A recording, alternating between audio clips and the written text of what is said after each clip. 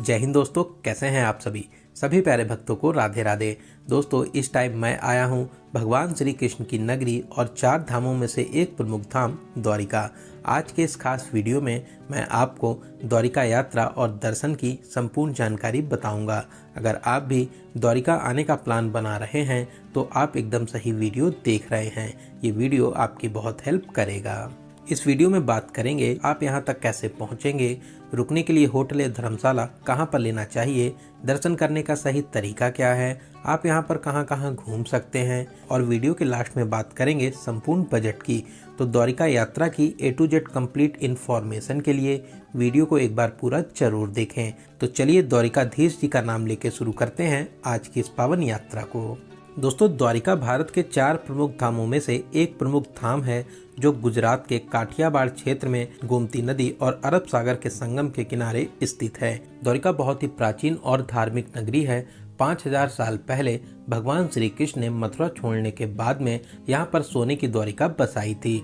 यहाँ पर भगवान श्री कृष्ण को समर्पित प्राचीन द्वारिकाधीश मंदिर के साथ साथ भेंट द्वारिका और भगवान शिव के 12 ज्योतिर्लिंगों में से एक नागेश्वर ज्योतिर्लिंग भी स्थापित है। तो फिर चलिए वीडियो में आगे बढ़ते हैं और एकदम शुरू से शुरू करते हैं और जानते हैं कि आप यहाँ तक कैसे पहुँचेंगे। दोस्तों, यहाँ पर well connected Dwarka railway station है जो द्वारिकाधीश मंदिर से मात्र 2 किलोमीटर दूरी पर स्थित है।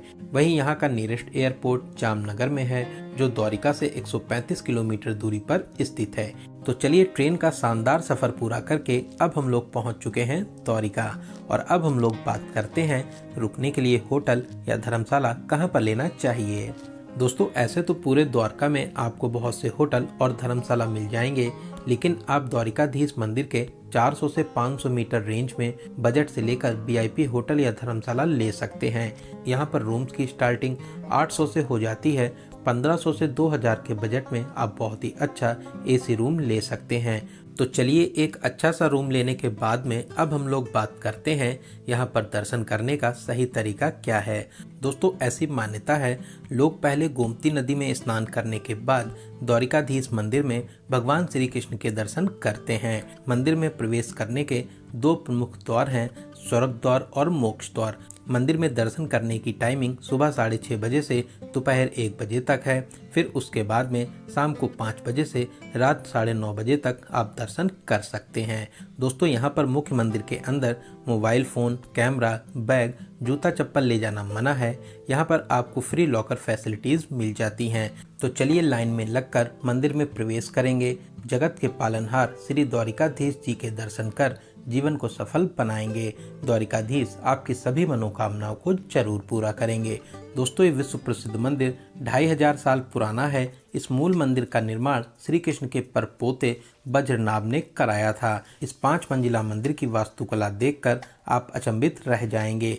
मंदिर के शिखर पर 52 फीट की ध्वजा को दिन में 5 बार बदला जाता है। लोग इस पल को देखने के लिए घंटों तक इंतजार करते हैं।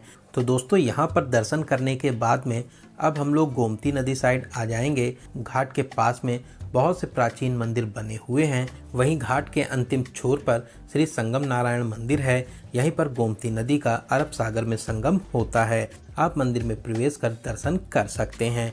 तो इन मंदिरों में दर्शन करने के बाद में अब जानते हैं द्वारिका में और कौन कौन से प्रमुख स्थान हैं जहां पर आप दर्शन करने जरूर जाएं।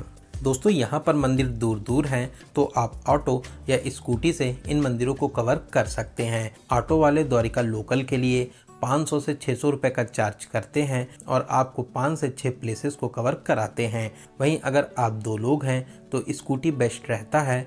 एक दिन के लिए 400 से 500 रुपए का चार्ज लेते हैं। पेट्रोल आपको अलग से डलवाना रहता है। यहाँ पर बहुत से टूर एंड ट्रेवल्स के ऑफिस हैं या फिर होटल वाले भी आपको स्कूटी अरेंज करा देते हैं।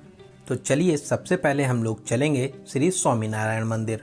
दोस्तों, ये प्यारा सा मंदिर बहुत ही भव्य और आकर्षक शैली में बना हुआ है। मंदिर की शानदार कारीगरी आपको बहुत आकर्षित करेगी। मंदिर के अंदर विष्णु भगवान विराजमान हैं। आपको यहाँ पर दर्शन करके बहुत ही अच्छा लगेगा।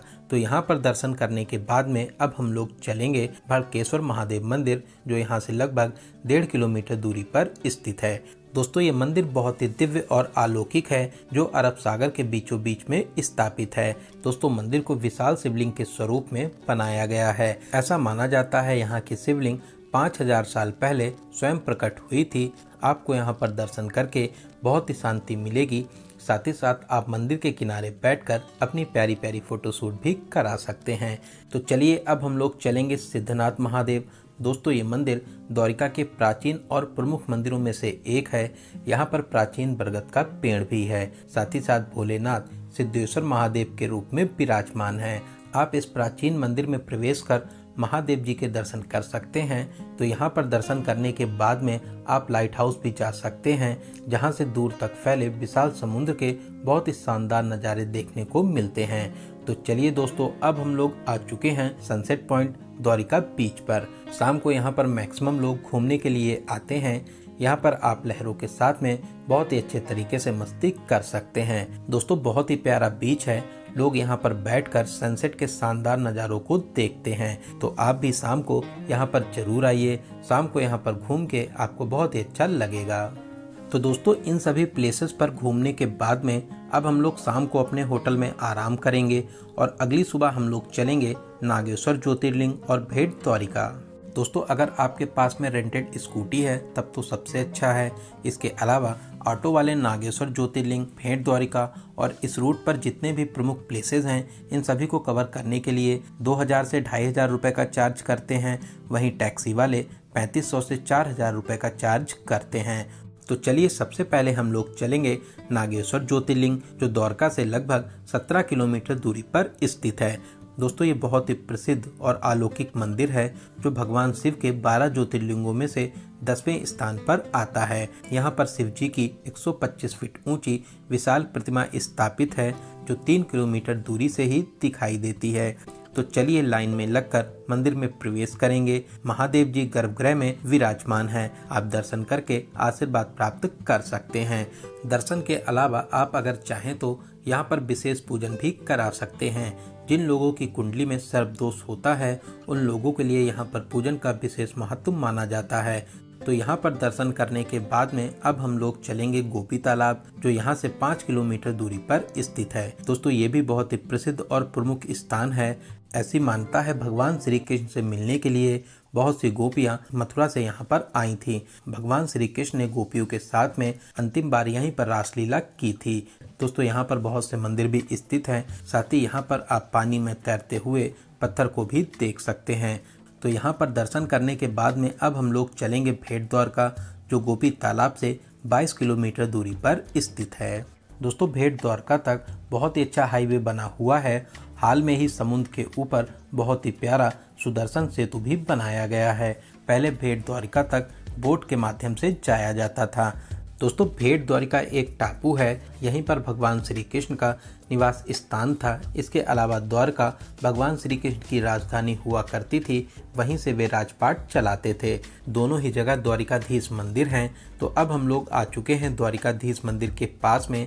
यहाँ पर आपको लॉकर फैसिलिटीज मिल जाएंगी जहाँ पर आप अपना सारा सामान जमा कर सकते हैं। मंदिर में दर्शन की टाइमिंग की बात करें तो सुबह 7 बजे से 1 बजे तक और शाम को 5 बजे से 8 बजे तक आप दर्शन कर सकते हैं। दोस्तों मान्यताओं के अनुसार भगवान श्री कृष्ण अपने बचपन के मित्र सुदामा से यहीं पर मिले थे और सुदामा ने उनको उपहार स्वरूप चावल भेंट किए थे।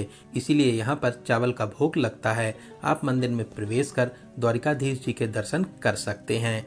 द्वारकाधीश मंदिर से मात्र 100 मीटर दूरी पर ही सोने की द्वारिका पावन धाम मंदिर भी स्थित है जिसे सोने की द्वारिका के स्वरूप में बनाया गया है। यहाँ पर आपको 40 रुपए का एंट्री टिकट देना होता है।